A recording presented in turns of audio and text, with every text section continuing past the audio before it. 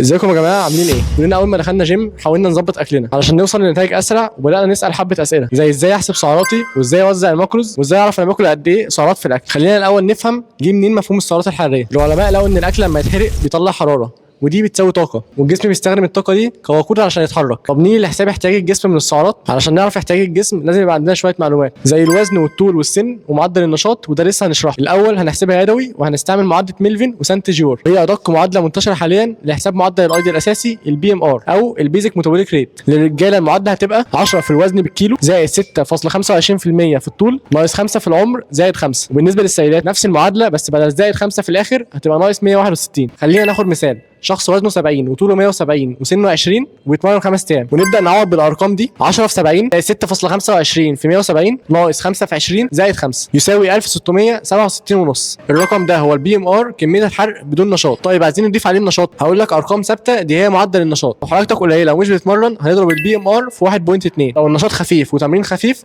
هنضرب البي ام ار في 1.375. نشاط متوسط يعني تمرين من 3 ل 5 ايام في الاسبوع هنضرب البي ام ار في 1.55. نشاط عالي تمرين من 6 ل 7 ايام في الاسبوع هنضرب البي ام ار في 1.725. نشاط عالي جدا يعني شغل بدني شاق هنضرب البي ام ار في 1.9. طب هنعمل ايه بالارقام دي؟ هناخد رقم البي ام ار اللي طلعناه ونضربه في معدل نشاط الشخص. نكمل على المثال. كده هنقول ان احنا هنضرب ال 1667 ونص في 1.55 هيساوي 2584. الرقم ده هو سعرات الثبات، بمعنى ان السعرات دي الشخص اللي طبقنا عليه المثال لو دخلها عن طريق الاكل جسمه مش هيزيد ولا هينقص. طب عشان يبدا يزيد هنزود من 200 ل 500. طب لو عايز يخس هنقلل من 200 ل 500. بص لو تهت هقول لك ملخص سريع اللي حصل. احنا خدنا معلومات عن الشخص زي الوزن والطول والسن وبيتمرن قد ايه، وعوضنا في معادله وضربنا الرقم اللي طلع في معدل النشاط. طلع رقم اسمه سعرات الثبات او المحافظه. طيب نكمل نيجي لطريقه توزيع الماكروز، بس برضو نعرف يعني ايه ماكروز. باختصار الماكروز عباره عن المغذيات الاساسيه وهم 7: بروتين وكربوهيدرات ودهون صحيه والياف واملاح ومعادن وفيتامينات وميه. هنقسم السعرات لبروتين وكرب ودهون، والالياف بتتحسب ضمن الكرب. الاول هنحسب البروتين، هنضرب وزن جسمك في 1.6 ل 2.2،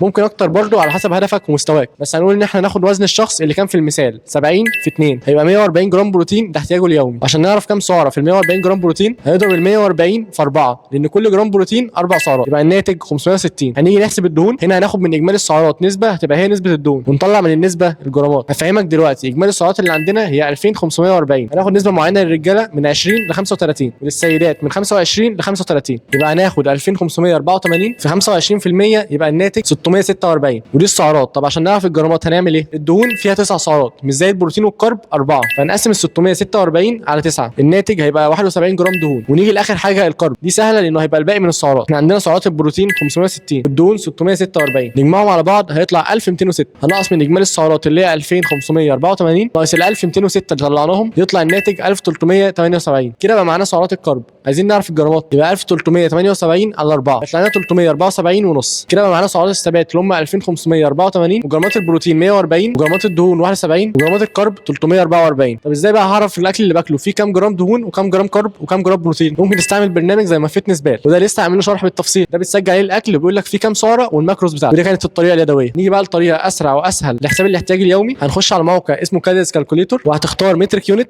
وهتدخل البيانات اللي طلبها، وزن وطول وسن ومعدل النشاط. هيطلع لك سعرات الثبات وتقلل قد ايه لو عايز تخس نص كيلو في الاسبوع او كيلو، وبرده لو عايز تزيد هيطلع لك. وتقسيمه الماكروز ممكن تعملها على ماي فيتنس بال عن طريق النسب المئويه. بس كده يا رب تكون استفدت وتعلمت ازاي تحسب سعراتك صح. واستنى شرح مفصل اكتر في الفيديوهات الجايه، ولو عندك سؤال اكتب لي وهرد عليك. ما تنساش تعمل لايك وسبسكرايب، واستنى الفيديو اللي جاي.